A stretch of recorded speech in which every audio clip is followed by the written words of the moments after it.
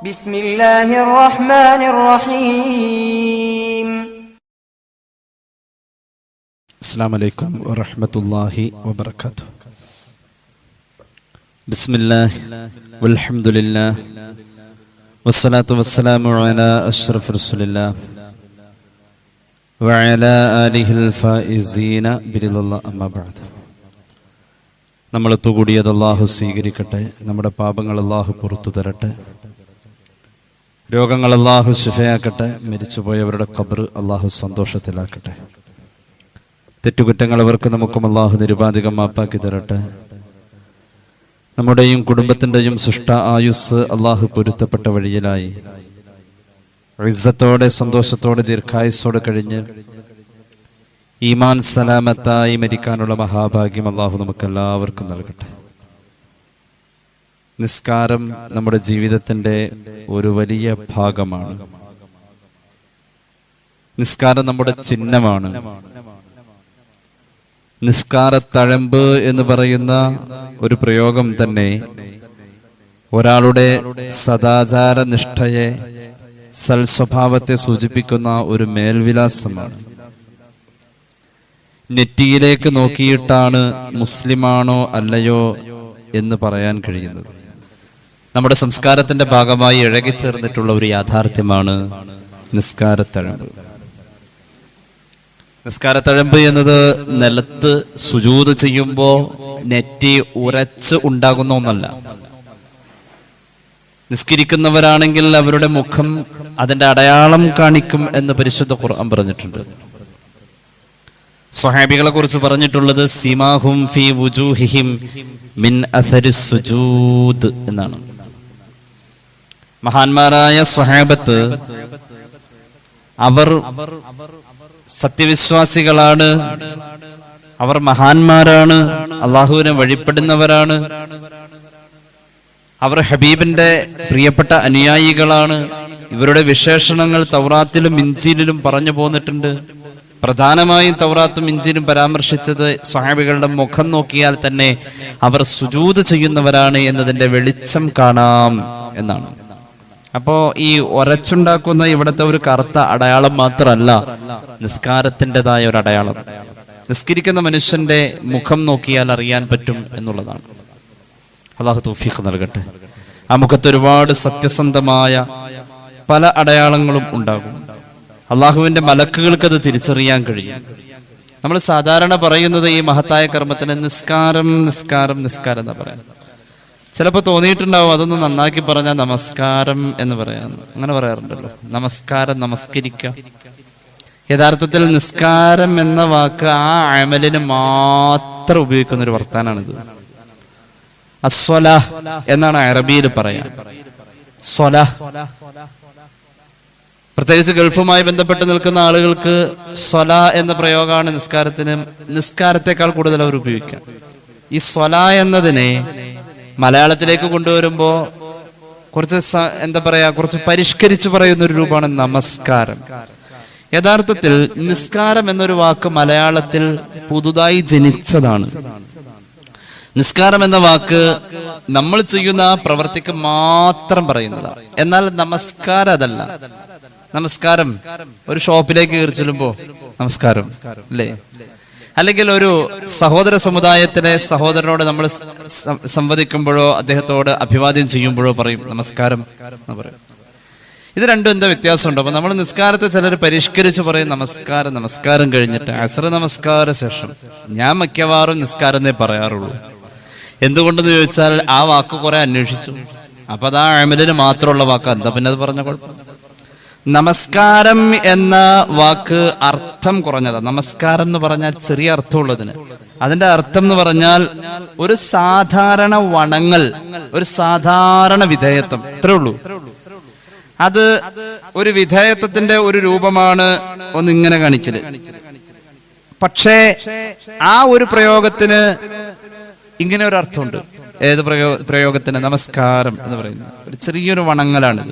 പക്ഷെ നിസ്കാരം അതല്ല, പരമാവധി വണങ്ങാണ്. ഒരു മനുഷ്യൻ സുജൂദ് എന്ന് പറയുന്ന കർമ്മത്തിലൂടെ, റുക്കൂ എന്ന കർമ്മത്തിലൂടെ അള്ളാഹുവിന്റെ മുന്നിൽ പരമാവധി വണങ്ങാണ്. അപ്പൊ ഇത്രയും കാണിക്കുന്നതിന് ഉപയോഗിക്കുന്ന നമസ്കാരം അല്ല ഉപയോഗിക്കേണ്ടത് ശരിക്കും. നിസ്കാരം തന്നെ പറയേണ്ടത്. അത് ആ ഒരു പ്രയോഗം മലയാളത്തിൽ പുതുതായി ജനിച്ചതാണ്. നമുക്ക് ചില വാക്കുകളൊന്ന് പരിചയപ്പെട്ടു നോക്കാം. അപ്പൊ മലയാളത്തില് കയറി വന്ന കുറെ വാക്കുകളുണ്ട്. അച്ചാറ് എന്ന് പറയാറുണ്ട് നമ്മൾ. അച്ചാറ്, ഉദാഹരണം അച്ചാറ്. ഈ അച്ചാറ് എന്ന വാക്ക് ഒരു പേർഷ്യൻ ഭാഷയുടെ പേർഷ്യൻ ഭാഷയിൽ നിന്ന് നിഷ്പന്നമായി വന്ന മലയാളത്തിന്റെ ഒരു പുതിയ ഉച്ചാരണമാണ് അച്ചാറ്. കാരണം ഈ അച്ചാറ് എന്ന് പറയുന്ന വിഭവം ഉണ്ടാക്കിയത് തന്നെ പേർഷ്യക്കാരാണ്. ഞാൻ അത് കൃത്യമായ രേഖയോടുകൂടെ തന്നെയാണ് ഇത് പറയുന്നത്.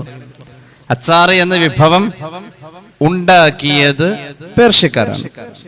അതുപോലെ തന്നെ അരി, ശരിക്കും അത് അൽ അറൂസ്, ഇംഗ്ലീഷിൽ റൈസ് എന്ന് പറയും. റൈസ് കുക്കർ അല്ലെ, റൈസ്. അരിശി എന്ന് തമിഴിൽ പറയും. അതൊക്കെ ആയിട്ടൊരു ബന്ധം ഒന്നാണ് അരി എന്ന വാക്ക് മലയാളത്തിൽ ജന്മം കൊണ്ടത്. അതുപോലെ തന്നെ നമ്മൾ പറയാറുണ്ട്, എന്തെങ്കിലുമൊക്കെ കഴിച്ചാൽ അതിന്റെ ബാക്കി വന്നു കഴിഞ്ഞാൽ എന്ത് ചെയ്യും അല്ലെ?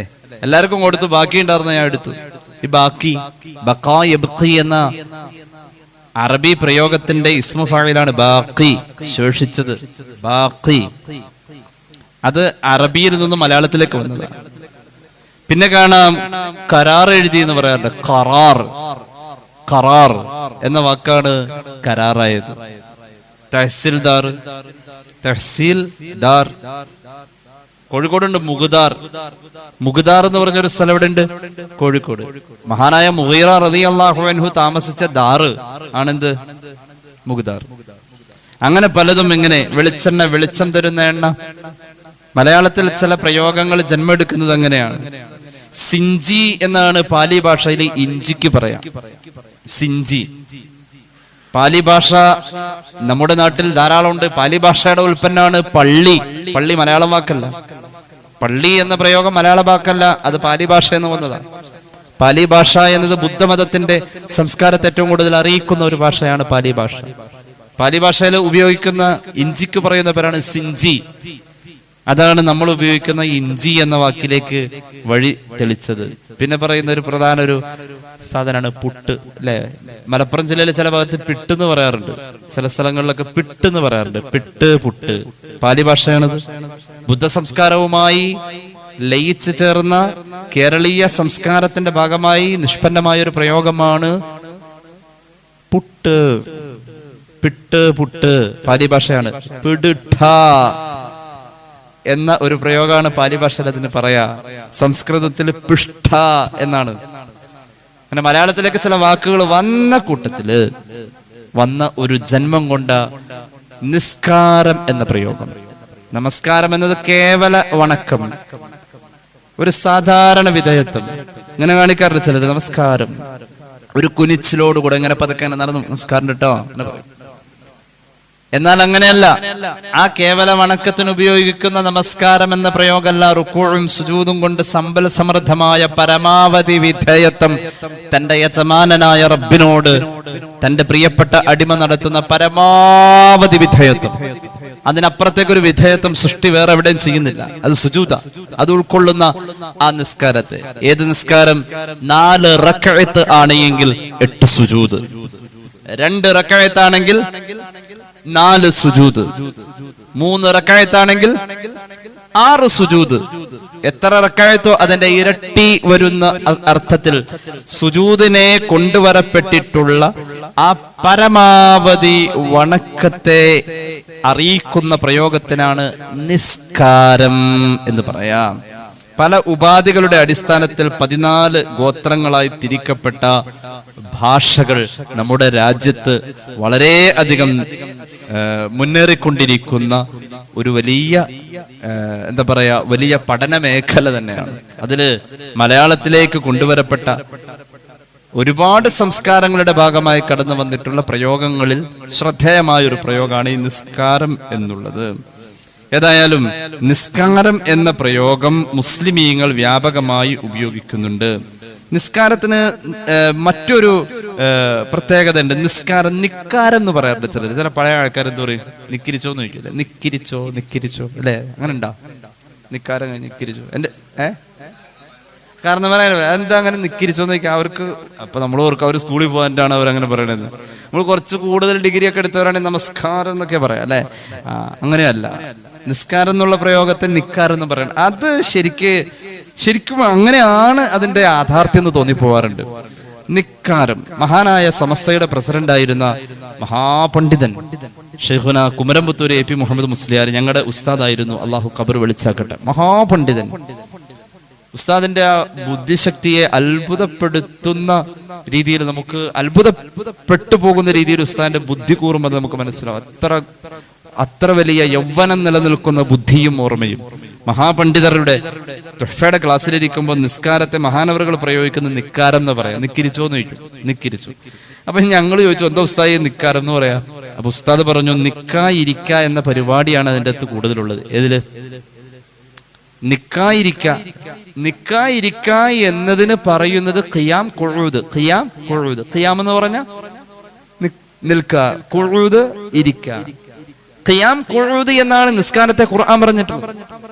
الذين يذكرون الله قياما وقعودا وعلى جنوبهم ويتفكرون في خلق السماوات والأرض ربنا ما خلقت هذا باطلا سبحانك فقنا عذاب النار. നിന്ന് നിസ്കരിക്ക, ഇരുന്ന് നിസ്കരിക്ക, കിടന്ന് നിസ്കരിക്ക. നിസ്കാരത്തിന്റെ രൂപങ്ങൾ ഈ ആയത്തിൽ പറയുന്നത്. ഖിയാം, ഖുഊദ്, നിൽക്കായിരിക്ക നിസ്കാരത്തിൽ ഏറ്റവും പ്രധാനപ്പെട്ട കാര്യങ്ങളാണ്. അത്തഹിയ്യാത്തിനും സ്വലാത്തിനും സലാമിനും വേണ്ടി ഇരിക്കുക എന്നത് നിസ്കാരത്തിന്റെ ഫർളാണ്. രണ്ട് സുജൂദിന്റെ ഇടയിൽ ഇരിക്കുക എന്നത് നിസ്കാരത്തിന്റെ ഫർളാണ്. മനസ്സിലായോ? ഇനിയുണ്ട് ഖിയാമ്, നിൽക്കാൻ കഴിവുള്ളവൻ നിൽക്ക എന്നത് നിസ്കാരത്തിന്റെ ഫർളാണ്. നിസ്കാരത്തിന്റെ ഫർളായ രണ്ട് കർമ്മങ്ങളാണ് നിക്ക, ഇരിക്ക. നിക്ക പ്ലസ് ഇരിക്ക ഇസിക്കൽ ടു നിക്കിരിക്ക. അങ്ങനെ വരാ. ആ പ്രയോഗം അങ്ങനെയാ വന്നത്. അതായത് ഖിയാമും സുലൂസും ഖുഊദും എല്ലാം നിസ്കാരത്തിലുണ്ട്. ഈ രീതിയിലാണ് നിസ്കരിക്കുക. ഇനി നിങ്ങൾ നോക്കൂ, ഖുർആനിൽ ഇത് സംബന്ധമായിട്ട് ബിസ്മില്ലാഹിർ റഹ്മാനിർ റഹീം ഇദാ ഖുംതും ഇലസ്സലാഹ്, നിസ്കരിക്കാൻ നിങ്ങൾ നിൽക്കുമ്പോ, നിസ്കരിക്കാൻ നിൽക്ക, അഖിമിസ്സലാത ലിദിക്രി, നിങ്ങൾ നിന്ന് നിസ്കരിക്കൂ, നിൽക്ക. وَإِذَا رَأَوْا تِجَارَةً أَوْ لَهْوًا انفَضُّوا إِلَيْهَا وَتَرَكُوكَ قَائِمًا. ഖായിം, അങ്ങ് നിൽക്കുന്ന, നിസ്കാരത്തിന് കൈകെട്ടിയിട്ട് അങ്ങ് നിൽക്കുന്ന അവസ്ഥയിൽ പിന്നിൽ കൂടേണ്ടവർ കൂടാതെ അങ്ങ് നിൽക്കേണ്ട അവസ്ഥയിൽ അങ്ങയെ നിർത്തിയിട്ട് അവർ കൂടാതെ പിന്മാറിപ്പോകും നബിയേ. അങ്ങ് നിന്ന് നിസ്കരിക്കായിരിക്കും. ഇപ്പൊ നിൽക്ക എന്നത് ഖുർആൻ എവിടെയും പറഞ്ഞിട്ടുള്ളത് നിൽക്ക, നിസ്കാരത്തെ കുറിച്ച് നിൽക്ക. അനുബന്ധമായി ഇരിക്ക എന്നതും ഉണ്ട്. അപ്പൊ ആ പ്രയോഗം അങ്ങനെയാണ്. ചുരുക്കി പറഞ്ഞാൽ നമ്മുടെ ജീവിതത്തിന്റെ ഏറ്റവും വലിയ വ്യായാമമാണ് നിസ്കാരം. നിസ്കാരം ഒരു മനുഷ്യന്റെ ശരീരത്തിൽ ഏറ്റവും കൂടുതൽ ന്യൂറോണുകൾ കാണപ്പെടുന്നത് അവന്റെ ശിരസിലാണ്. ന്യൂറോണുകളുടെ സംഗമ കേന്ദ്രമാണ് ബ്രെയിൻ. ന്യൂറോൺ തന്നെ ഉള്ളൂ, ഞരമ്പുകളെ ഉള്ളൂ ഏറ്റവും കൂടുതൽ. ഏറ്റവും നന്നായി അവിടെ ബ്ലഡ് സർക്കുലേഷൻ എത്തണം. എങ്ങനെ എത്തും? നമ്മുടെ വീട്ടിൽ ടാങ്കിന്റെ ഏറ്റവും മുകളിലെ നിലയില് ടാങ്ക് വെച്ച് കഴിഞ്ഞാൽ താഴെന്ന് മോട്ടർ പമ്പ് ചെയ്ത് കഴിഞ്ഞാൽ താഴെ നിലവിൽ വരുന്ന ആ ഫോഴ്സ് എല്ലാം മുകളിലേക്ക് ചെല്ലുമ്പോൾ അതെന്ത് ചെയ്യും? കുറയും. അങ്ങനെയാണല്ലോ. ഈ ശരീരത്തിന്റെ മധ്യഭാഗത്തിലാണ് അല്ലാഹു തആല, ഏകദേശം മധ്യഭാഗത്തിലാണ് ഈ മോട്ടർ വെച്ചിരിക്കുന്നത്. ഏത് മോട്ടർ? ഹൃദയം. എന്നാൽ അത് മധ്യഭാഗത്തിൽ അല്ല. താഴേക്കുള്ള പ്രഷർ വല്ലാതെ കൊടുക്കേണ്ടതില്ല ഹൃദയം, രക്തം അങ്ങോട്ട് എത്താൻ. അപ്പൊ കുറച്ച് മുകളിലേക്ക് അങ്ങ് കയറ്റി വെച്ചു എന്നുള്ളൂ. ശരിക്കും മദ്യം പൊക്കിളിന്റെ പരിസരത്താണ് വരേണ്ടത്. എന്തുകൊണ്ട് ഇത് കുറച്ച് മുകളിലേക്ക് കയറ്റി വെച്ചു? അത്രത്തോളം തലയിലേക്ക് എത്തേണ്ട ബ്ലഡ് സർക്കുലേഷന്റെ വേഗതയ്ക്ക് വേണ്ടിയിട്ടാണ്. താഴേക്ക് എന്തായാലും ഊർന്ന് താഴേക്ക് പോകും. ന്യൂട്ടന്റെ സിദ്ധാന്തമൊക്കെ ഉള്ള സ്ഥിതിക്ക് അങ്ങനെ താഴേക്ക് തന്നെ ഗുരുത്വാകർഷണ ശക്തി കൊണ്ട് അങ്ങനെ പോവാം. എന്നാൽ ഈ ശരീരത്തിൽ ഈസിയായി ബ്ലഡ് സർക്കുലേഷൻ ബ്രെയിനിൽ എത്തിക്കാൻ, തലയോട്ടിയിൽ എത്തിക്കാൻ, അതുപോലെ തന്നെ തലയോട്ടിയിൽ സ്റ്റോർ ചെയ്തിരിക്കുന്ന വേസ്റ്റായ കഫത്തെ അതിനെ ഉപേക്ഷിക്കേണ്ട അറയിലേക്ക് മാറ്റാൻ സുജൂദ് എന്ന് പറയുന്ന പ്രവൃത്തി കൊണ്ടേ കഴിയും. സുജൂദ് ചെയ്യുമ്പോൾ ഹൃദയം തലയുടെ മുകളിൽ വരും, അല്ലാതെ വരുമോ? സുജൂദ് ചെയ്യുമ്പോഴേ വരുന്നുള്ളൂ.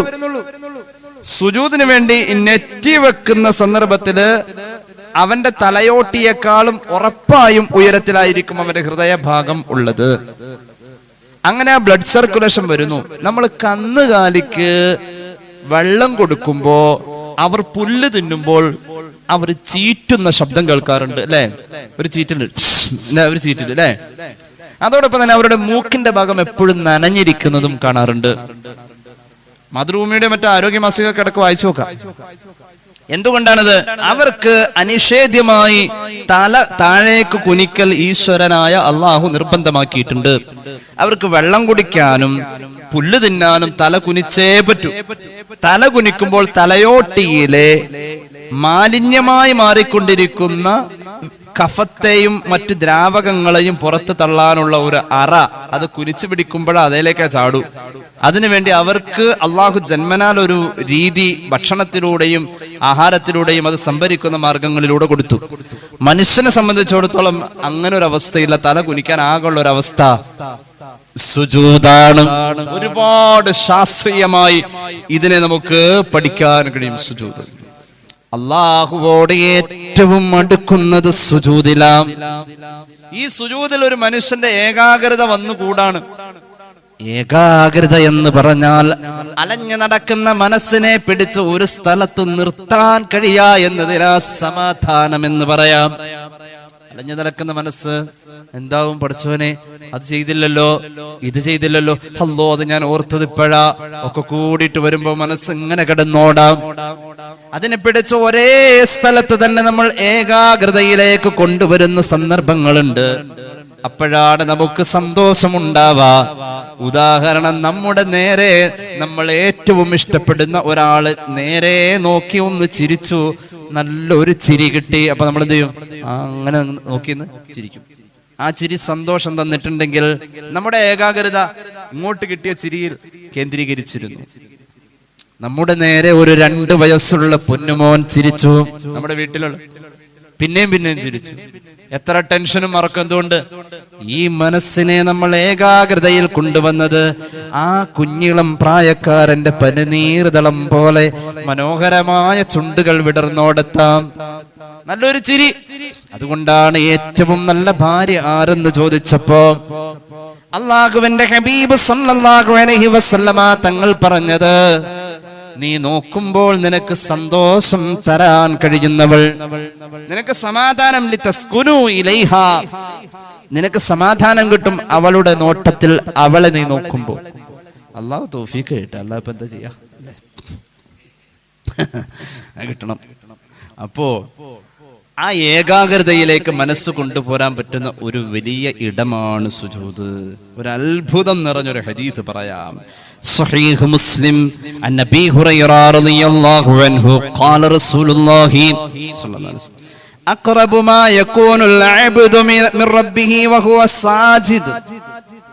ഒരു അടിമ തന്റെ റബ്ബിനോട് ഏറ്റവും അടുത്ത് നിൽക്കുന്നത് തവാഫ് ചെയ്യുമ്പോഴല്ല.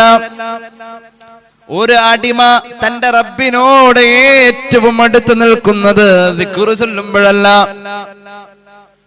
തന്റെ അടിമ റബ്ബിനോട് ഏറ്റവും അടുത്ത് നിൽക്കുന്നത് സ്വതഖ ചെയ്യുമ്പോഴല്ല, അള്ളാഹുവിനോട് ചേർന്ന് നിൽക്കുന്നത്.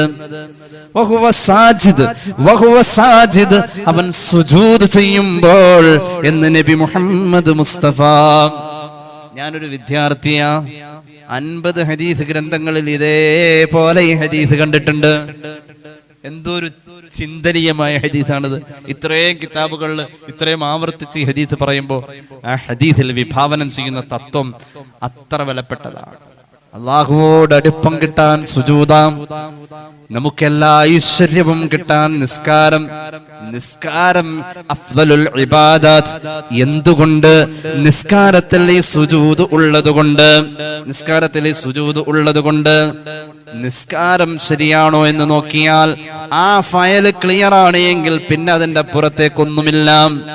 നമ്മൾ എയർപോർട്ടിലേക്ക് വന്നു കഴിഞ്ഞാൽ നമ്മുടെ കയ്യിൽ കുറച്ച് രേഖകൾ ഉണ്ടാവും. ഏറ്റവും പ്രധാനപ്പെട്ടത് എന്തായിരിക്കും?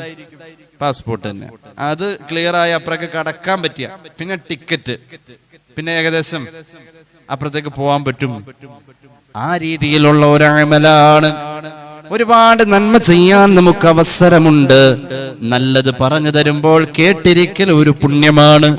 അതിനുവേണ്ടി ഒരു സദസ്സിലേക്ക് ദൂരം താണ്ടി നടന്നു വരൽ ഒരു പുണ്യമാണ്. നമ്മുടെ മുന്നിൽ ഒരാൾ ആവശ്യം പറഞ്ഞപ്പോൾ അത് കേട്ടിരുന്നതും, അയാളോട് നമ്മൾ ആ സങ്കടം കേൾക്കാൻ ഒരു സങ്കുചിതമല്ലാത്ത മനസ്സോടുകൂടെ താല്പര്യപൂർവ്വം നമ്മുടെ കാത് കൊടുത്ത് കേട്ടിരുന്നതും ഒരു പുണ്യമാണ്. സ്വതക്ക കൊടുത്തത് പുണ്യമാണ്, വിളമ്പി കൊടുത്തത് പുണ്യമാണ്, മക്കളെ വളർത്തിയത് പുണ്യമാണ്, ദിക്ർ ചൊല്ലിയത് പുണ്യമാണ്. ഒരുപാട് പുണ്യങ്ങൾ ചെയ്തിട്ടുണ്ട്. എത്രയെന്ന് നമുക്ക് തന്നെ അറിയില്ല. എന്നാൽ ഇതിന്റെ കണക്ക് പരിശോധിക്കുമ്പോ ഇന്ന അവ്വലമാ യുഹാസബു ബിഹിൽ അബ്ദു യൗമൽ ഖിയാമത്തി മിൻ അമലിഹി സ്വലാത്തുഹു. പുണ്യങ്ങൾ ഇങ്ങനെ പരിശോധിച്ചു വരുമ്പോ ആ പേപ്പർ നോക്കുമ്പോ ആദ്യം നോക്കുന്ന ക്വസ്റ്റ്യൻ ആൻസർ നിസ്കാരമുണ്ടോ, നിസ്കാരമുണ്ടോ? ഉണ്ട്, അത് തരക്കേടില്ല എന്ന അവസ്ഥയാണെങ്കിൽ പിന്നെ എല്ലാത്തിലും ബ്ലൂടിക്ക് വന്ന് കടന്നു പോവാൻ നിനക്ക്. എന്നാൽ നീ രക്ഷപ്പെട്ടു. ഫഇൻ സലുഹത ഫഖദ് അഫ്ലഹ വഅൻസഹ. നിസ്കാരത്തിന്റെ പരിശോധനയിൽ അത് നന്നായിട്ടുണ്ട് എന്നതാണ് റിസൾട്ട് എങ്കിൽ ഉറപ്പായും നിനക്ക് വമ്പിച്ച വിജയം നബി മുഹമ്മദ് മുസ്തഫ. വഇൻ ഫസദത് ഖദ് ഖാബ ഫഖദ് ഖാബ വഖസിറ. നിസ്കാരത്തിന്റെ പരിശോധനയിൽ അത് പരാജയമാണ് എങ്കിൽ നിനക്ക് ഇനി രക്ഷപ്പെടാൻ ഇല്ലേ ഇല്ല. റവാഹു അബൂ ദാവൂദ്. നബി മുഹമ്മദ് മുസ്തഫ നന്നാക്കണം. അല്ലാഹു തൗഫീഖ് നൽകട്ടെ. ജീവിതത്തിലെ ഏറ്റവും വലിയ കർമ്മ നമ്മൾ ഈ നിസ്കാരം എന്ന പ്രയോഗത്തിലൂടെ, ഞാൻ പറയട്ടെ, നന്മകൾ കബൂലാവാൻ, അമലും കബൂലാകുന്നതിനു വേണ്ടതാ പ്രാർത്ഥനയ്ക്ക് ഇജാബത്തും ഇതിൽ ബന്ധിച്ചതാ. പ്രശ്നങ്ങളേതും പരിഹരിക്കാൻ ഏറ്റവും ഉതകുന്നതാ നിസ്കാരമെന്ന നിയമവും. ശത്രുക്കളോട് എതിർക്കുന്നതിനിതു മെച്ചമാ,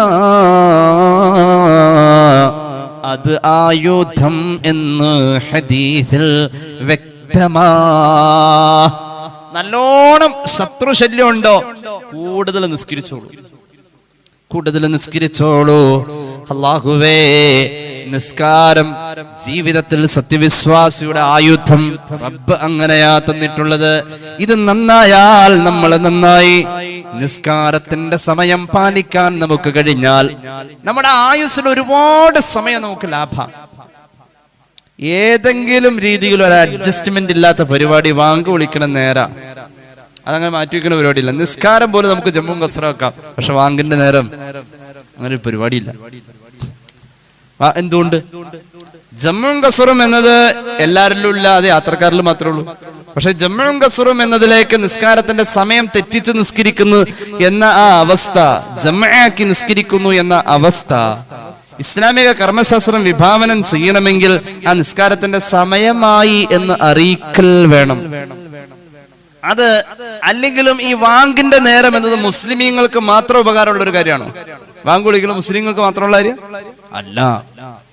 വാങ്ക് വിളിക്കുന്ന സമയം നോക്കി ജീവിതത്തിന്റെ ദിനചര്യകളെ ചിട്ടപ്പെടുത്തുന്ന ഹൈന്ദവ സഹോദരങ്ങളുണ്ട്, ക്രൈസ്തവ സഹോദരങ്ങളുണ്ട്. അവരുടെ ഇടയിൽ ജീവിക്കുമ്പോൾ നമുക്ക് അറിയാൻ പറ്റും, വാങ്ക് വിളിക്കാൻ നേരായത് അവർക്ക് അറിയാൻ പറ്റും. കാരണം ഇത് ഒരു പൊതുസമൂഹത്തിന്റെ സമയബോധത്തെ ഉണർത്തുന്ന ഏറ്റവും വലിയ ഘടികാരമാണ്. വാങ്ക്, നിസ്കാരം ഒരു സമൂഹത്തിൽ മൊത്തത്തിൽ ബാധിക്കുന്ന ഒരു കാര്യമാണ്. അതുകൊണ്ടാ പുണ്യനബി പറഞ്ഞത് സല്ലല്ലാഹു അലൈഹി വസല്ലം, ഒരു നല്ല നിസ്കാരക്കാരനുള്ള വീടിന്റെ 4 കോടിയിൽ നിന്നും 25 വീതം വീട് പിടിച്ചു കഴിഞ്ഞാൽ ഇവന്റെ ഈ നിസ്കാരത്തിന്റെ ഗുണം 100 വീട്ടിലെത്തുമെന്ന് പുണ്യനബി സല്ലല്ലാഹു അലൈഹി വസല്ലം. നല്ല നിസ്കാരം ഉണ്ടാവണം. നല്ല നിസ്കാരക്കാരെ എല്ലാരും ബഹുമാനിച്ചു. ചില ആയത്തുകൾ പഠിപ്പിച്ചു തരുന്നത് നിസ്കാരം ഇല്ലെങ്കിൽ ഒന്നുമില്ല എന്നാ. ഞാൻ ചില ആയത്തുകൾ ഓതാം. ബിസ്മില്ലാഹിർ റഹ്മാനിർ റഹീം.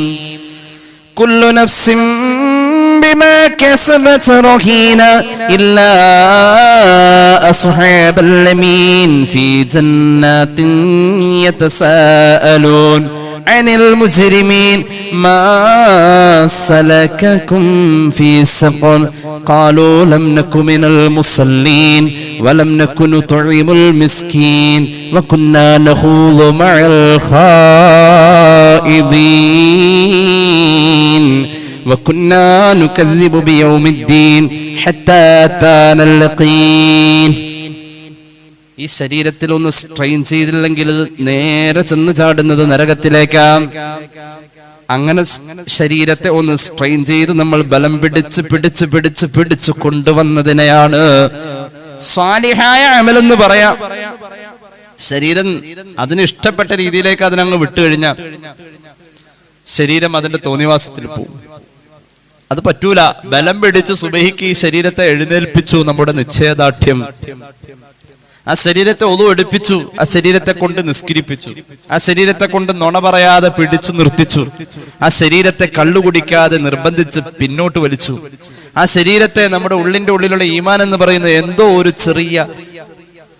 ഒരു ചെറിയ വൈദ്യുതി, അല്ലെങ്കിൽ എന്തോ ഒരു ചെറിയ ഒരു ചാലകശക്തി, എന്തോ ഒരു ചെറിയ അമാനുഷികമായ ഒരു പ്രതിഭാസം പിടിച്ചു നിർത്തി അത് ചെയ്യാതെയും ഇത് ചെയ്യാനുമൊക്കെയായി. അല്ലെങ്കിൽ ഈ ശരീരം നേരെ നരകത്തിന്റെ പണയ വസ്തുവാണെന്ന് ഖുർആൻ. കുല്ലു നഫ്സിൻ ബിമാ കസബത് റഹീന. ഓരോ ശരീരവും ചെയ്തു കൂട്ടുന്ന കാര്യങ്ങൾ അനുസരിച്ച് നരകത്തിന്റെ പണയവസ്തുവായ ശരീരങ്ങൾ മാറേണ്ടതാണ്. ഇല്ലാ അസ്ഹാബൽ യമീൻ. നന്മ ചെയ്ത് വലങ്കയിൽ കിതാബ് കിട്ടുന്നവരല്ലാതെ. അവരാവട്ടെ സ്വർഗത്തില. അള്ളാഹു തൗഫീഖ് നൽകട്ടെ. സ്വർഗത്തിൽ എത്തിക്കഴിഞ്ഞാൽ അവർ പരസ്പരം അന്വേഷിക്കും. അനിൽ മുജ്രിമീൻ. കുറ്റകൃത്യം ചെയ്തവരെ പറ്റി അന്വേഷിക്കും. അല്ലടാ ഇപ്പൊ ഈ ആളെ കണ്ടില്ലല്ലോ. ആരെ? മറ്റേ ആളെ. അയാള് ഇല്ലില്ല അല്ലേ, സ്വർഗത്തിലില്ല. അപ്പൊ നരകത്തിലായിരിക്കും. ഓരോരുത്തരും അങ്ങോട്ടും ഇങ്ങോട്ടും അന്വേഷിക്കും. ഓരോരുത്തരും അങ്ങോട്ടും ഇങ്ങോട്ടും അന്വേഷിക്കും. എല്ലാരെയും കണ്ട് എന്താ ആളെ കാണാത്തത്? ഒരു വെള്ളിയാഴ്ച ദിവസം അത്യാവശ്യം ഒരു നാട്ടില് പരിചയമുള്ള ഒരു ഖത്തീബാണെങ്കിൽ മൂപ്പര് കിഴക്കോട്ട് തിരിഞ്ഞെന്നാണല്ലോ ഖുത്ബോധ അല്ലേ? അതിപ്പോ പരിചയമുള്ള ആളും അല്ലാത്ത ആളും കിഴക്കോട്ട് തിരിഞ്ഞു ഖുത്ബോധ. ഈ കിഴക്കോട്ട് തിരിഞ്ഞു നിന്ന് ഖുത്ബോധ നേരത്ത് ഒന്ന് പാളി നോക്കുമ്പോ ആരൊക്കെ ആബ്സെന്റ് ഉണ്ടെന്ന് ഏകദേശമൊക്കെ അറിയാൻ പറ്റും. ഏകദേശം അറിയാൻ പറ്റും. അങ്ങനെ നമ്മൾ നോക്കി കണ്ട് പരിചയമുള്ള മുഖങ്ങൾ അറിയാൻ പറ്റും. ഇത് സാധാരണ ഒരു അനുഭവമാണ്. ഒരു കല്യാണത്തിന് നമ്മൾ പോയി, അത്യാവശ്യം അവിടെ വിളിക്കാൻ സാധ്യതയുള്ള ആളുകളൊക്കെ നമുക്കറിയാം. പക്ഷെ അവിടെ വരാത്ത 1-2 പേരെ നോട്ട് ചെയ്യാൻ നമുക്ക് പറ്റും. സ്വർഗത്തിൽ വന്നപ്പോ ചോദിച്ചു, ഇന്ന ആളുകളെ പറ്റിയൊക്കെ ചോദിച്ചു. അവരിവിടെ ഇല്ലല്ലോ. അപ്പോഴുണ്ട് അവരുടെ മുരടൽ നരകത്തിൽ നിന്നും കേൾക്കാൻ പറ്റി. അതിർത്തിയിൽ വന്നിട്ട് അങ്ങനെ അങ്ങോട്ടും ഇങ്ങോട്ടും കൂട്ടുകാരൻ ചോദിച്ചത്, എടാ ആളെ കണ്ടില്ലല്ലോ. ഇവിടെ ഇല്ലല്ലോ, ചിലപ്പോ നരകത്തിലായിരിക്കും. അപ്പോഴുണ്ട് ഈ അന്വേഷിക്കുന്ന ആൾ നരകത്തിൽ നിന്ന് മുരടുന്ന വിളിച്ചു പറയുന്ന ശബ്ദങ്ങൾ ഇപ്പുറത്തുനിന്ന് കേൾക്കാമെന്ന് ഖുർആൻ. അപ്പൊ ചോദിക്കും മാ സലകകും ഫീ സഖർ. നരകത്തിന്റെ ഒരു ഭയാനകരമായ ഒരു ഭാഗമാണ് സഖർ. നരകത്തിന്റെ 7 തട്ടുകളുണ്ട്. ആ 7 തട്ടുകളിൽ ഏറ്റവും പ്രധാനപ്പെട്ട ഒരു തട്ടാണ് സഖർ. അള്ളാഹു കാത്തുരക്ഷിക്കട്ടെ. ഖുർആൻ പറഞ്ഞിട്ടുണ്ട് നരകത്തിന്റെ 7 തട്ടുകൾ. ഒന്നാമത്തെ തട്ട് ജഹന്നം, ഏറ്റവും മുകളിലാണത്. മൂമിനായി ജീവിച്ചിട്ട് അബദ്ധങ്ങളൊക്കെ പറ്റിയിട്ട് നന്മയും തിന്മയും തൂക്കിയപ്പോ തിന്മ യാദൃച്ഛികമായി കൂടുതലായി പോയി, നന്മ കുറഞ്ഞു പോയി. അത്യാവശ്യം ദീനൊക്കെ ആയി ജീവിച്ചിട്ട് പരാജയപ്പെട്ടു പോകുന്ന, നല്ലവരായിരുന്നു ഒരു കാലഘട്ടത്തിൽ പിന്നെ ചീത്തയായി മരിച്ച അങ്ങനെയുള്ള ആളുകളാ ജഹന്നം എന്ന് ഏറ്റവും മുകളിലേക്ക് പോവാം. അല്ലാഹു കാത്തുരക്ഷിക്കട്ടെ. പറ്റേ മോശക്കാരല്ലവര്, അല്ലാഹു ഇതിൽ പെടുത്താതിരിക്കട്ടെ. ജഹന്നം ഏറ്റവും മുകളിലാ. രണ്ടാമത്തേത് ഹുത്തമയാണ്. ഹുത്തമ കേട്ടിട്ടില്ലേ? നാറുല്ലാഹിൽ മൂഖദത്തുല്ലതി തത്വലിഉ അലൽ അഫ്ഇദ വമാ അദ്റാക മൽ ഹുത്തമ. നരകത്തിന്റെ രണ്ടാമത്തെ തട്ടിന്റെ പേര് ഹുത്തമ എന്നാണ്. മൂന്നാമത്തെ തട്ടിന്റെ പേര് സഈർ എന്നാ. വിശദീകരിക്കുന്നില്ല. നാലാമത്തെ തട്ടിന്റെ പേര്, ഒന്നാമത്തെ തട്ട് ജഹന്നം, ഒന്നാമത്തെ തട്ട് ജഹന്നം, രണ്ടാമത്തെ തട്ട് ഹുത്തമ, മൂന്നാമത്തെ തട്ട് സഈർ, നാലാമത്തെ തട്ട് സഖർ, 5 ജഹീം, ഹാവിയ. ഇങ്ങനെ പോകുന്ന 6-7 തട്ടുകൾ കാണാം. ഏതായാലും സഖർ എന്ന് പറയുന്ന തട്ടിലേക്ക് പോകുന്നത് നിസ്കാരക്കാരാ. അതൊരു വലിയ കുഴിയാണ്. നരകം ഇങ്ങനെ തട്ടുകളായ ഏറ്റവും അടിയിൽ മുനാഫിഖീങ്ങളാ. മുകളിൽ നിന്ന് വരുന്നതായ വേസ്റ്റ് വെള്ളങ്ങൾ, ജലം, മലം, മൂത്രം ഇതെല്ലാം ഒഴുകി വരുന്നത് ഏറ്റവും താഴെത്തട്ടിലാ. ആ താഴെത്തട്ടിലേക്ക് ഒരുപാട് മുനാഫിഖീങ്ങളാ. 5-മത്തെയോ 4-മത്തെയോ തട്ടെന്ന് പറയാൻ പറ്റുന്ന സഖർ എന്ന് പറയുന്ന തട്ടുണ്ടല്ലോ, ആ തട്ടിലേക്ക് എത്തുന്നത് നിസ്കാരക്കാരാണ്. അല്ലാഹുവിന്റെ ഖുർആൻ പറയുന്നു, കുല്ലു നഫ്സിൻ ബിമാ കസബത് റഹീന ഇല്ലാ സുഹാബൽ യമീൻ ഫീ ജന്നാതി യതസാഅലൂൻ അനിൽ മുജ്രിമീൻ മാ സലകകും ഫീ സഖർ. നിങ്ങൾ എന്തുകൊണ്ട് സഖർ എന്ന് പറയുന്ന ഈ നരകത്തിന്റെ ഭാഗത്തിലെത്തി? അവര് പറയും, ഖാലൂ ലം നകു മിനൽ മുസല്ലീൻ, ഞങ്ങൾ യഥാർത്ഥ നിസ്കാരക്കാരായില്ല. നിസ്കരിച്ചില്ല എന്നല്ല പറഞ്ഞത്, നിസ്കാരമൊക്കെ ഉണ്ടായിരുന്നു. ലോഹർ അസുറും കൂടി കൊണ്ടുവന്നിട്ട് 3:45 ജാമാക്കി നിസ്കരിക്കും അല്ലേ? അപ്പൊ ഒറ്റ ഒതുവില് 2 പരിപാടിയും കഴിയും. അങ്ങനെ ചില ഹിക്മത്തുകൾ ഞങ്ങൾക്ക് ഉണ്ടായിരുന്നു. ഞങ്ങൾ നിസ്കാരം ഉണ്ടായിരുന്നു, പക്ഷെ അതിൽ വീഴ്ച വന്നവരാ. അതാ ഞങ്ങൾ ഈ സഖർ എന്ന് പറഞ്ഞ കുഴിയുന്ന, ഈ കിണറിനൊക്കെ സഖർ എന്ന് പറയാം. അങ്ങനെ ഉള്ളതിൽ ഞങ്ങൾ പെട്ടുപോകാൻ കാരണം, നരകത്തിന്റെ സഖർ എന്ന തട്ടിൽ പെട്ടുപോകാൻ കാരണം ഞങ്ങൾ നിസ്കാരത്തിൽ വീഴ്ചയുള്ളവരാ. ആ വീഴ്ച ഉണ്ടെങ്കിൽ മറ്റൊരു നന്മയും കബൂലാവൂല. അതിന്റെ പേരിൽ നമുക്ക് സദഖ ചെയ്യാൻ മടി വരും. നിസ്കാരത്തിന്റെ സമയബന്ധിതമായ നിർവഹണം സാധിക്കുന്നില്ലെങ്കിൽ മറ്റു നന്മ ചെയ്യുന്നിടത്ത് മടി വരും. നിസ്കാരത്തെ സമയബന്ധിതമായി നിർവഹിക്കാൻ പറ്റുന്ന ആൾക്ക് 10 സ്വലാത്ത് കൂടുതൽ ചെല്ലാൻ പറ്റും. പലർക്കും അമല് കുറഞ്ഞു പോകുന്നത് അങ്ങനെയാ. നിസ്കാരം കറക്റ്റ് അതിന് നിശ്ചയിച്ച സമയം, ഞാൻ ഇക്കഴിഞ്ഞ 2 ആഴ്ച മുമ്പ് പറഞ്ഞിരുന്നു, മരുന്ന് കഴിക്കുന്ന പോലെ അതിന് നിശ്ചയിച്ച സമയത്ത് തന്നെ കഴിക്കണം. ആ പറഞ്ഞ അളവിൽ തന്നെ ചെയ്യണം. എന്നാൽ അതുകൊണ്ട് ശരീരത്തിനൊരു ഗുണം കിട്ടും. ശരീരത്തിനല്ല നിസ്കാരം, ആത്മാവിന്റെ ഔഷധമാണ്. അതതിന് നിശ്ചയിച്ച സമയത്ത് തന്നെ ചെയ്യണം. ഈ നരകവാസികൾ പറയും, ഞങ്ങൾക്ക് അങ്ങനെ നിസ്കാരത്തെ കൃത്യമായി നിർവഹിക്കാൻ പറ്റാത്തതിന്റെ പേരിൽ വലം നകുനു തുഇമുൽ മിസ്കീൻ, ഒരാൾക്കും വയറ് നിറച്ച് ഭക്ഷണം കൊടുക്കാൻ ഒരു മിസ്കീനെ സഹായിക്കാനുള്ള മനസ്സൊന്നും ഞങ്ങൾക്ക് അതിന്റെ പേരിൽ ഉണ്ടായില്ല. അങ്ങനെ ഒരു നന്മ ഞങ്ങൾക്ക് ചെയ്യാൻ പറ്റിയില്ല. മാത്രവുമല്ല, ജനങ്ങളുടെ പോരായ്മ പറയുന്നതിലേക്ക് ഞങ്ങളും ചെന്ന് പെട്ടുപോയതാ. എന്തുകൊണ്ട്? അതിനെ നിയന്ത്രിക്കാനുള്ള ഒരു ശക്തി ഞങ്ങളുടെ ആത്മാവിന്, ഞങ്ങളുടെ മനസ്സാക്ഷിക്ക്, ഞങ്ങളുടെ സ്വമേധയാ ഉള്ള ബോധത്തിന് നിസ്കാരം കൊണ്ട് കിട്ടേണ്ടത് കിട്ടാതെ പോന്നു. മാത്രവുമല്ല, വകുന്നാ നുകദ്ദിബു ബിയൗമിദ്ദീൻ, പടച്ച റബ്ബിന്റെ മുന്നിൽ വിചാരണ ചെയ്യണോലോ, വിചാരണ ചെയ്യുമല്ലോ. പരലോകമെന്ന ചിന്ത തന്നെ ഞങ്ങളേന്ന് പോയത് നിസ്കാരം സമയം തെറ്റിയത് കൊണ്ടാ.